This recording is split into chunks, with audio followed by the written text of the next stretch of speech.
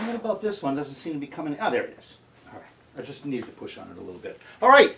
So, you know, I didn't make this rule up, but here's the rule. Anything worth doing is worth doing a couple of times. In other words, do some tests. Put it together, see how it works out. Rather than wait till that time when you've got glue all over everything and you wish the hell you'd been thinking about this.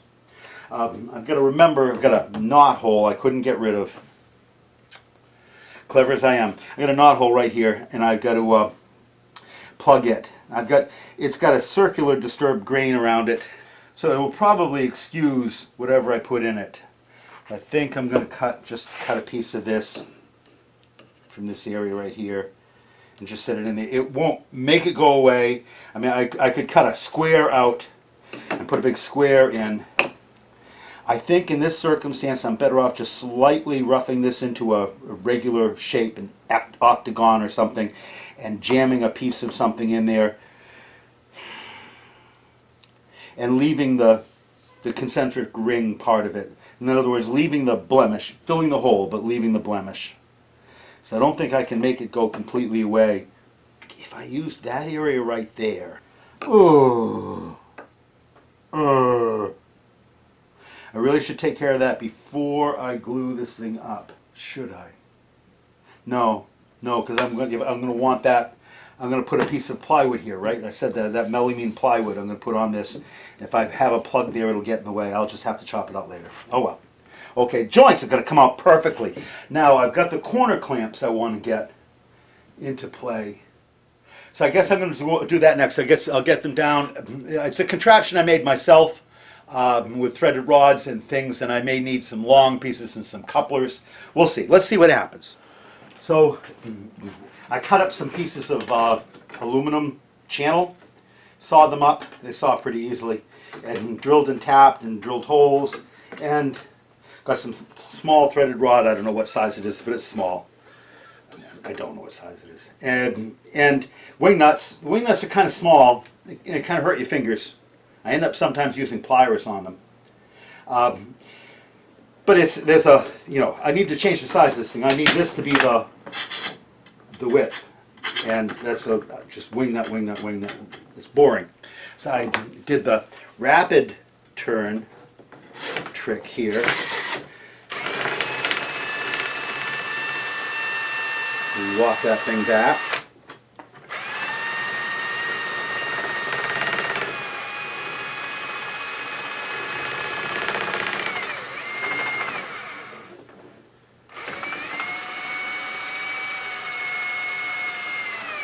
That should be enough. We've already done the other side. This is GIMP all over the place. No particularly good, but it's working for me. And that will go there. And there, that's good. This is almost, yeah, this is good. It'll be like that. Good. All right, now I'm going to make this long enough. I got it wide enough. I need to make it long enough now. And I've got, hopefully this will be enough, I've got extensions with little mending pieces on them. So let's do that next. Snap these off.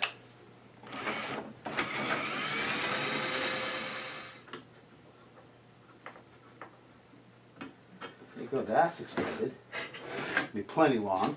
And when I say plenty long, 8, 10 inches too long. That's, for the course, I guess. Good.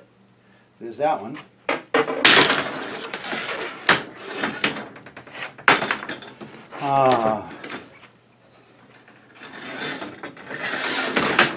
I've never had a problem with this not doing what I wanted it to do. It's nothing but trouble getting it set up to do that, but no trouble with the actual doing part. It's just all right.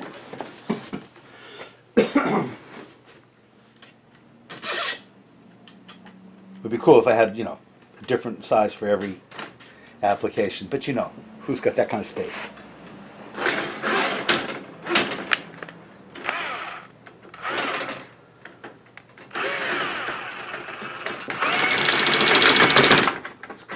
Certainly good enough for right now. Yeah, it's going to be a lot for it. It's going to be in like that. All right, one more try.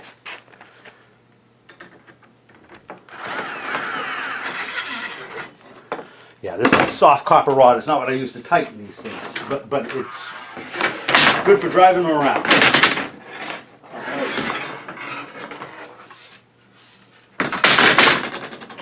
Yeah, yeah, I got it. It's awful.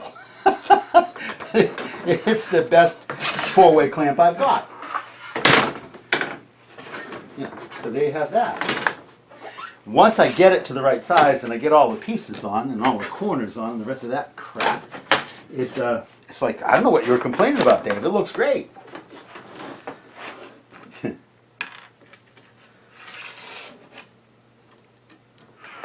All right, that is that. I think this is all done. And now we're going to full-on test drive. I'm going to walk my way around and bring this thing in.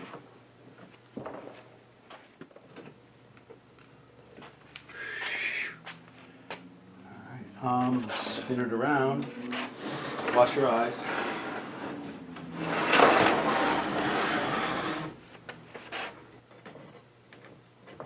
See why I wanted bigger wing nuts, just to get, I got, I'm not bragging or anything. It's just I got man-sized fingers. Oh, so that rod. Good. All right. Watch yourself. Hey.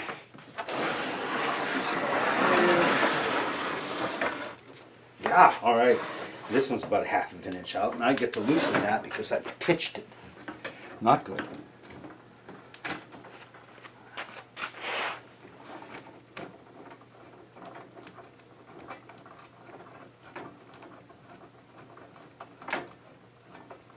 I've never decided whether or not I wanted to go around clockwise or counterclockwise with these things. I keep saying it doesn't matter. You got to do everything twice anyway. But you keep hoping that someday you'll figure something out. Anyway, all right. So there is Dave's homemade 4-inch four-way clamps. And if I want more tension on them, I can get a pair of pliers on the wing nuts, and that'll pretty much do it. You can put about, I don't know, 1,000 pounds of tension on a 3/16 inch rod. All right, so that's clamped together. The joints are immaculate. I did say I took some pains in a square and I put each one together and tested it, put it together and tested it. So we're good. We're real good. The surfaces are great. I'm at the moment a little skeptical as to whether or not I'd need to go through the whole sandwich with pieces of melamine coated plywood. But I sort of still think that I'm going to. Maybe I don't have that much melamine. I could use I use wax paper and regular plywood too. Probably do that. Anyway, this looks great. Joints are good, real good. I mean, this one's up. You know, nothing, and a little catch. Really teeny. As you can imagine, absolutely perfect in the center, and a little bit of the reverse on this end. That's where I keep thinking of that little bit of plywood, a little bit of sandwich clamp would probably make this all go away. Let's get ready and do that. Wow. I'm pleased. I know you are too. I'm real pleased. So then, get this glued up. Can't stop myself. Get that glued up, and then so get that glued up, and then cut these pieces to go on the outside edges, like that. Miters. I don't know what I'll do. I could use white glue on these.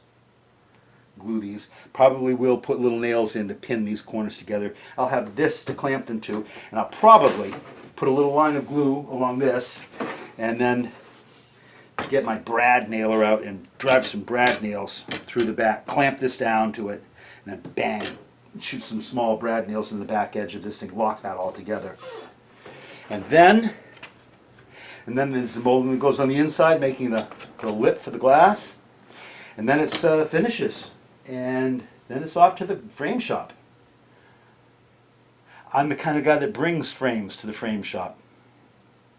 I'm not sure if that's smart or not. But that's what I'm going to do. Anyway, they get a kick out of seeing me show up. The hell did you do this time, Dave? I got friends everywhere. All right. Let's, okay, so what's next is plywood blocks.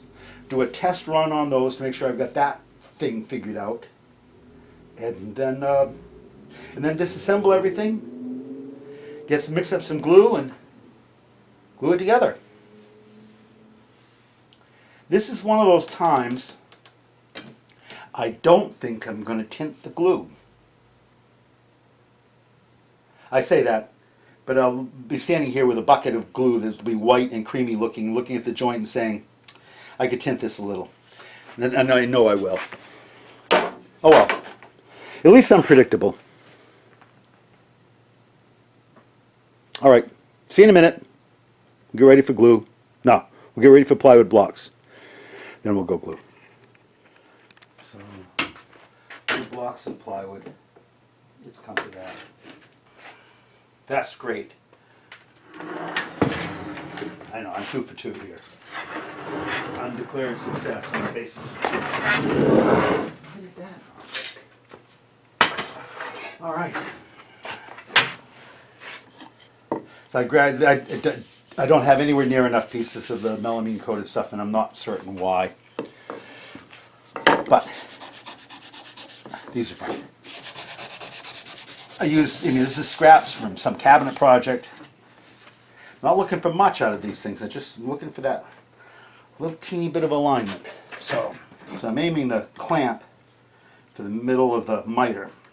And that's just pulling everything together nicely. This is great. One more.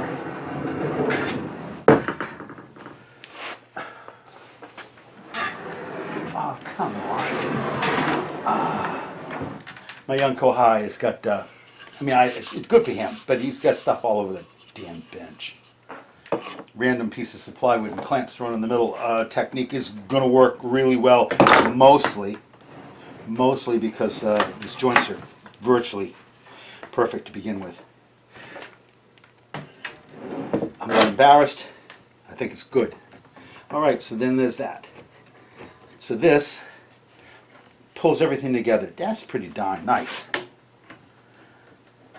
That's pretty darn nice. So I'm good. This is what it's going to look like when it's drying, except for little strips of wax paper. As I glue this together, I'll put little pieces of wax paper on various parts. And that way, it's not that I can't bear the idea of losing a piece of plywood, but I don't want to have to dig it off the frame. Lay those on. And there'll be enough glue oozing out of the joint for them to stick. And the ones at the bottoms will be larger because I won't be able to really keep my eye on them. And so they will look like that. Bottoms. So, having everything worked out, God, am I an old man. All right, let's break this down and go on to gluing. I think I'm going to sweep a little bit of stuff off this far side of the bench. One of the flaws, if you will, allow me, but one of the flaws of this little contraption-y thing is I wanted it to be able to work on a bunch of different applications. With the rod sticking out this far, this thing is 6 feet wide, turning 6 feet wide around in your bench, right? So it's, I need a little bit more room than I'm being given at the moment. I'll bring you back, break this all down, we'll get going on the gluing. It'll be fun. It'll just be fun. And this will be over with, and I can go back to the thing that I was going to do today, which was sand the moldings. Talk about excitement. Okay, here we go. I've already got glue on me. That's good. That way I don't have to wait for that to happen. This is glove time because because it's just no joy with glue all over your hands. It'll make it easier. I don't have to worry about getting glue on me, I guess.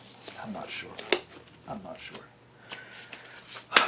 Okay, this is all together. It's all coming apart. My pieces, which is great. I think what I'm going to do, I'm going to put everything to one side.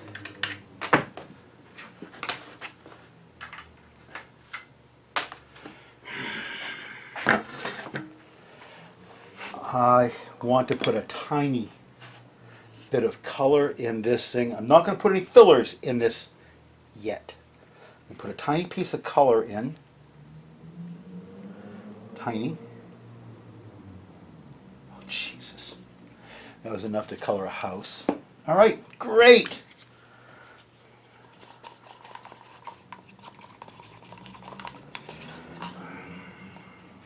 I don't even know why I think sometimes that I'm not going to put too much in. I mean, it's just... Okay, so this is all mixed. 100 turns, 60 turns. I'm always worried about end grain. So what do you do when you're worried about end grain? You prime. So I'm going to put a little bit of unfilled epoxy on the faces of all the joints. I'm not going to get it inside. It's not worth trying. I guess I can try. I can try. Mostly I'm trying to put it on the outside.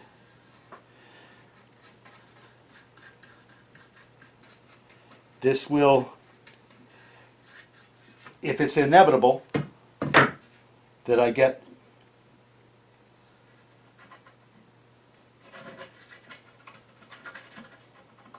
a certain amount of absorption into the end grain,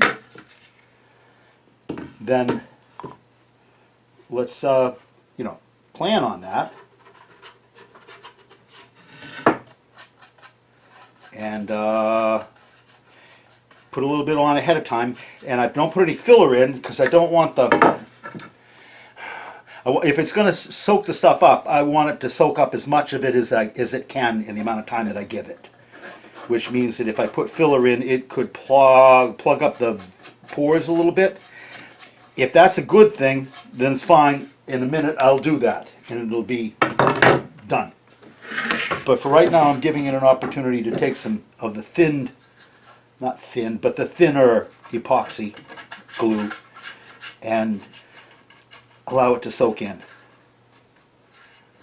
All right, so now it's mix some filler in. I've got some dusty filler. Call that good. So that first one's like a wood flower, and this is like a powdered limestone. They're different kinds of thickening agents. I probably didn't need the wood flower, but I like the idea of that being a little cushiony. That's good. But they thicken, make it a little bit less watery. Cool. All right, now let's do both of these at the same time.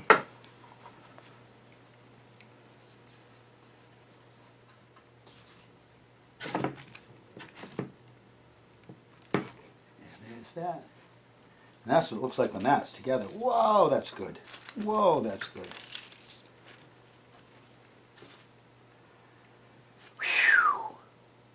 Loving that. All right, and I'm going to right now put this on top. We are golden. We are just golden. All right, let's do something like that again. This one.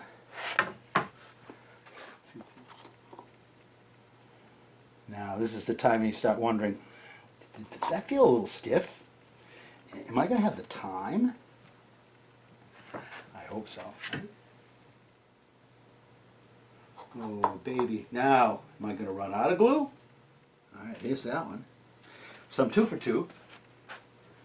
Got that one glued. This one's primed. I'm moving. I'm moving. I'm going to have enough glue.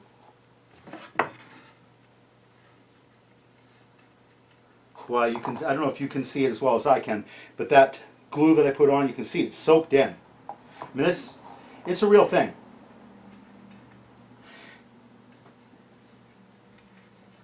hopefully that soaking, wow, look at it. Hopefully that soaking in, you know, pays a dividend. Right? This is upside down, remember that. All right, wow. I'm not saying I can't get any more glue out of this, but I'm really pretty much done. Cool, that worked. The West System epoxy is, we meter it out using squirts from a proprietary pump. And so everything's, you know, measured in squirts. 1 squirt, 2 squirts. This was a 1 squirt mix. Hopefully that'll be enough, right? Doing this wrong. No, I'm not. This is B and this is B. Good, good. Okay, better, better, better, better. Good, good. No glue, all done. Not a lot on my hands, but enough. I'm glad I did what I did. Now, pieces on the top.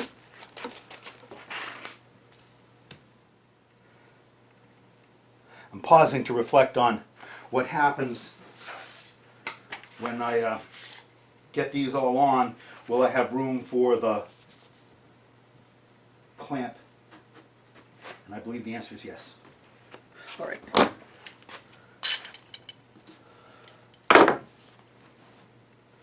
Just keep it up in the air.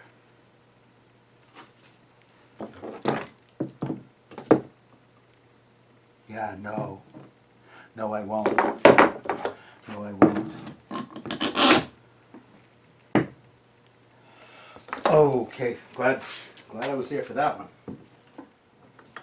All right, now these aren't on wicked tight because I want a little flexibility to put these on. All right, here we go.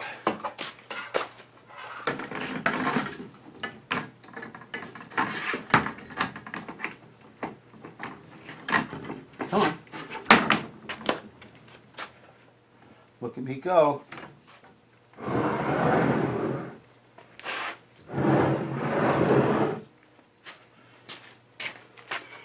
All right.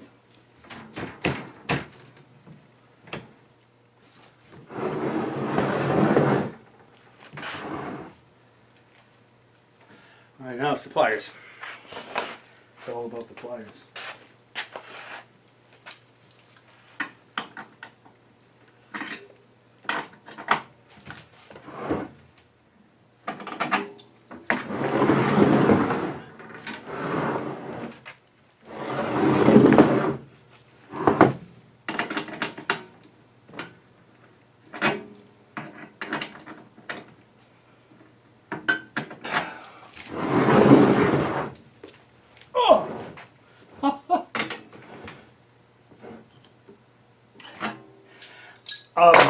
I don't see how I'm going to do any better.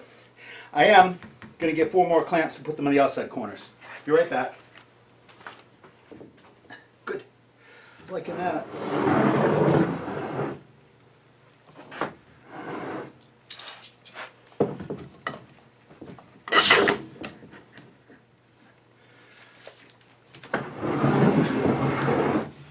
Ooh, that hurt.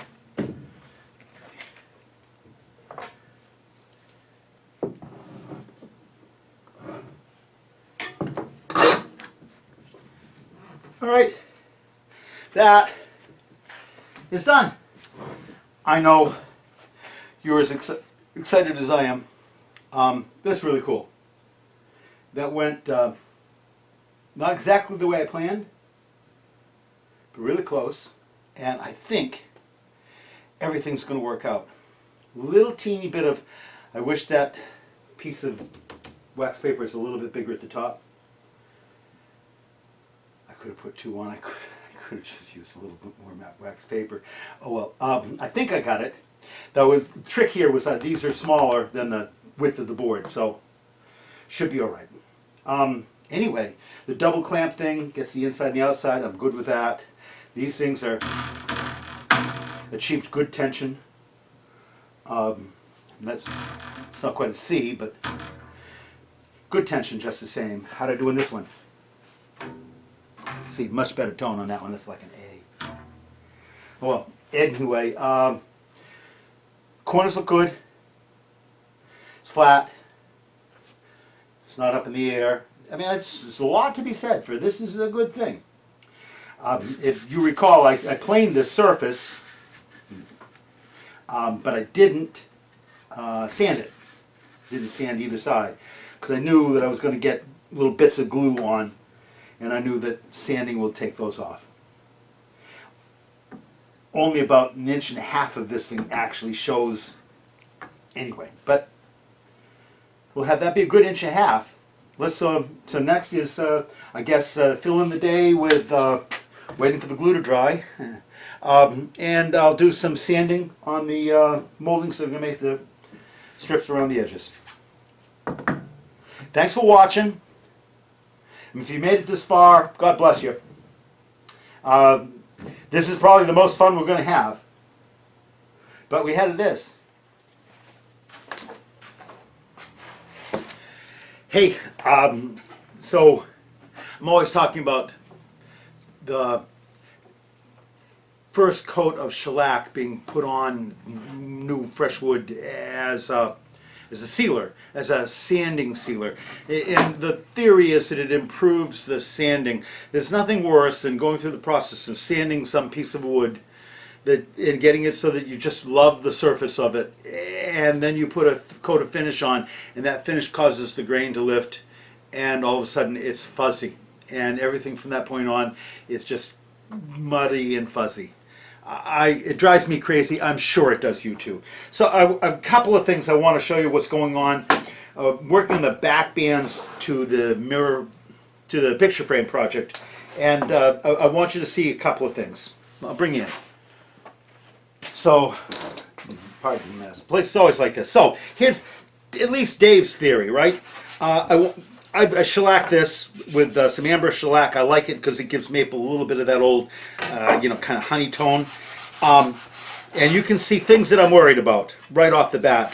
This little place right here where I've got some planer snipe from when I ran these edges through the planer, and the planer snipe has made some really deep marks. If I think I need to use this piece, I'm going to have to buckle down and try to get rid of that out. Now here's another similar piece. I've got a couple of marks in the surface from my square header planer, molder planer. But this one has got a flaw at this end and a flaw at the other end too. Let me show you. There. But this I can use for the right or the left hand side. So, and I can cut this off. So I'm not worried about that. What it does mean is I have to get two of them. Two of them I can cut the short pieces, but two of them are long, and I need to be good. This right here may be a problem for one of them. Yep, may be a problem. So in the process of touching this stuff up, I'm going to have to work to get that off. And I've got some more planer marks here. I'm going to have to work a little bit harder to get those off. I may have to actually sand so much that I have to shellac them again to get the whole surface into a uniform shellacked and sanded sort of thing. But the point of today's conversation is sanding, having put the shellac on, sanding. I'm using a 220 sandpaper. This is hard, maple. It's a hard wood. So that's smoothing it right down. I'm not really touching the wood, so to speak. I'm only getting into the little bits of the wood that the shellac has stiffened and brought up. I'm really not changing the shape. This isn't a lot of maple on my sandpaper. It's mostly little bits of maple with shellac around them. So I'm going to go around and I'm going to pick up my little flaws and clean them up. And one thing I know is that this surface is going to get unified by another coat. I'm going to put two coats of this on. One now before assembly, and one of them, the next one will be after assembly. And these will all be glued on, but I won't have to work so hard on these things because they'll all have been done once. Now the flat parts I'm doing with a sandpaper, and I'm being pretty careful to keep them flat, not rounding. I don't put it in the palm of my hand and wiggle back and forth. I'm keeping it flat so that my crisp edges stay crisp. Not so much that they're going to cut people, but so that my crisp edges stay crisp. I want the crispness of things to stay. This edge, I'm letting my finger push the sandpaper and bend it a little bit around the edge because I don't want these corners too sharp. But you see where I'm going now is I'm cleaning all of the flat spots, taking them and knocking them down so that they're smooth as a baby's butt. The shellac really does a great job of stabilizing the fibers so that some 220 sandpaper and a little bit of elbow grease and can produce this great surface. Now, this is a curious molding. It's got a deep incised area. We call it, back in the day, we call it a quirk, with a Q, quirk. And so I'm just going to take a finely folded piece of sandpaper and drag it through that. So, now, you've been watching. I got this flat surface right here, and this one. But then now the rest of it is this Greek reverse OG and this bead.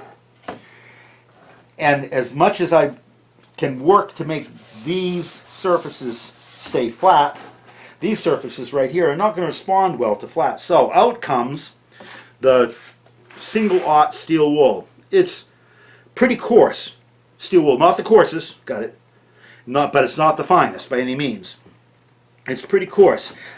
So I think of it as like the 180 grit or 150 grit version of steel wool. Don't take me on that one. But anyway, now the point is, this will allow me to get into the curved surfaces, right? And buff them, clean all of those nasty fibers. I mean, I've already planed this to the shape that I want. So I'm not shaping it. I'm just cleaning the fibers of the wood that stuck up, got caught up in the shellac, and stiffened, and now can get buzzed off. And, you know, just walking my way through, doing the inside cove, the outside of this shape here, get down close to that cork with my fingernail inside the steel wool, inside of this part of the bead, and then the top of the bead, and that's that. Clean, smooth, almost shiny. Pretty darn nice. This is going to accept another coat of shellac really well. I'll buff the whole thing. After the next coat, I'll buff the whole thing with steel wool. Nice thing about the steel wool is that you'd hardly notice it clogging. There's so many surfaces on it that you don't get the sense of it clogging up like you do a piece of sandpaper, which clogs up in all of the places that you rub. Anyway, thought you'd get a kick out of that. I'm going to get back to sanding, and we'll see you in a little bit.